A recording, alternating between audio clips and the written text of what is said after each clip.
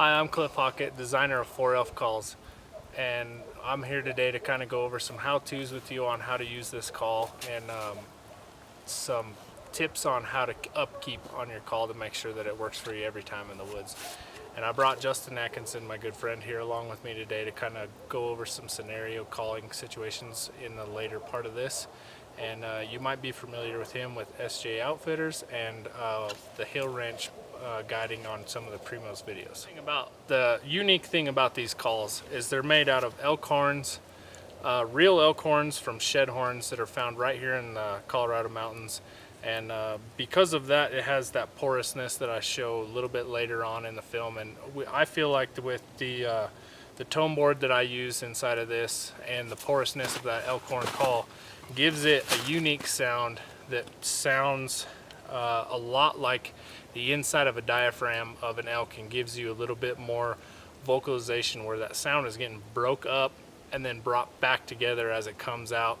And I just feel like it sounds really unique and works a lot better than a lot of calls that I've ever used, and that's kind of how I ended up making these. So as you see inside of the call there, you got those porousness, and that's the main thing that we're thinking is working with this call that makes it sound the best. You want to make sure that your keeper, this little clear piece right here, is in the call at all times. And then this is your restriction band, and we use that to help with the call positioning in your mouth and whatnot. I usually set it before I send them out in the position that I feel makes the best, but you can always adjust this to make it sound just however you'd like.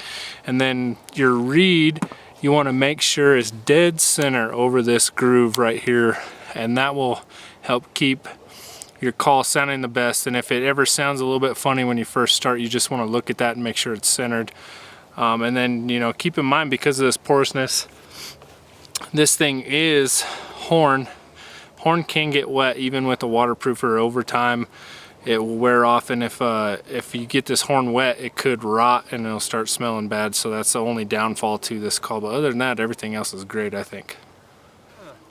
So to use this call, you treat it just like you would a hyperlip single by Primo's, or use a hyper hot by another company. And this call is really versatile. It makes a lot of different noise where it can be used for multiple cow calls, not just a single cow call. And to use this call, you put it in your mouth and you use your lips to slide across the reed, and then you can do multiple things with that. You can either dampen the call to sound quiet with your hand by covering over it, or you can blow less pressure through it, and then you can blow harder and do a lot of different things with it and get a lot of different pitch out of this thing. And then because of the hollowness of the horn, you can also squeeze the call and get a different pitch out of it than you would normally. We'll just give you a couple regular mew samples here out of this call so you can kind of hear what it sounds like.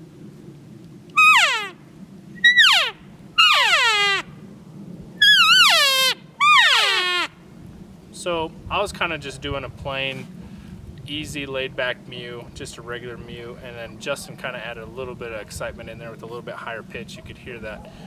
You can also calf chirp with this thing and make it the slow, high-pitched chirp of a calf.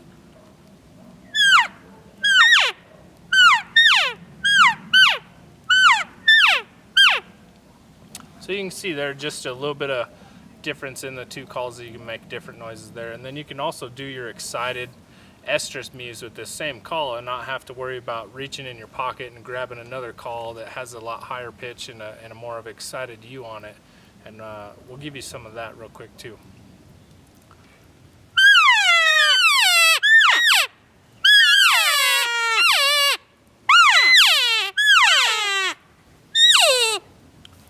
And so when I do my excited mew, I kind of squeeze the tip of my horn, and it kind of gives, and as you get towards the back end of this call and you release pressure, it gives you that little bit more rasp.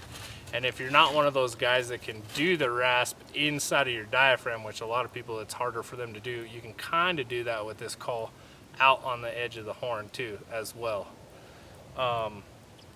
So we might go over a couple scenarios of different tones that you would use for a scenario on what out in the woods with some bulls in different situations. So our first scenario that we're going to go over today is when you're out in the woods and you found a single bull, like a solo bull, and I'm going to ask Justin. Justin, what is the first thing you're going to do with this call to that bull to get his interest and possibly call him in with just a couple mews? Right.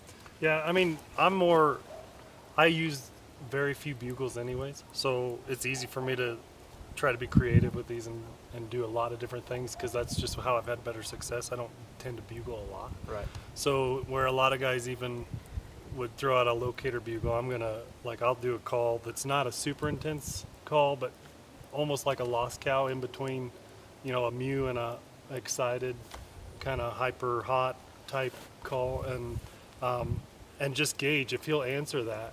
Then what I usually do is, I'll do a little bit of chit chat right after that as I'm cutting the distance, and then probably shut up while I'm going. Right. But I like to get in there close, and then at that point, if he'll answer a cow call, then I'm staying with a cow call until he just proves that he's going to hang up, or I need to cut him off with a Right, bugle. and we'll go into that hang up one in just a few minutes, but go ahead and give me a sample of that.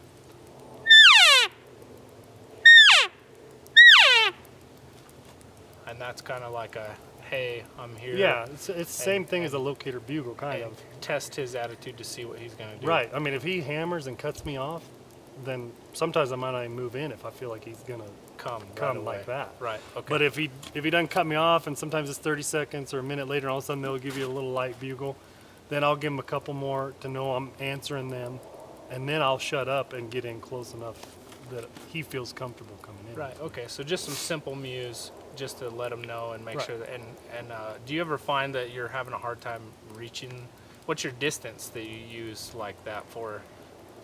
Well, man, I mean, like I said, I use this instead of a bugle a lot, and so this call's reaching out there like yeah, you're half mile. but like you said, I mean, if you really want to crank on it, what I like about it is the hardness of it compared to a lot of rubber or plastic bodies. Right. That you lose a lot of that sound, and this carries because, like you said, it's hollow inside, it's hard outside. I can dampen it if I want to. So but it's if acting like a miniature grunt tube. Right. Exactly. And so if I want to crank, if I'm up on a ridge and there's a ridge across there, I don't feel like I have any problem. I mean, I can crank on it like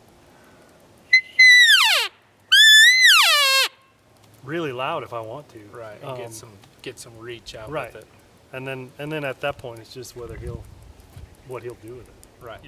Biggest thing is if you pick one of these up, you just blow on the thing and get used to it. Yeah, keep it in your truck. Keep it in your truck. I keep mine in my truck all the time, and I'll be driving down the road and just be like, oh, I wonder if I can make this noise with it, and I'll pick it up and I'll just mess with it till I get it, and maybe it makes you a better caller as well, but get you familiar with the reed and everything too. So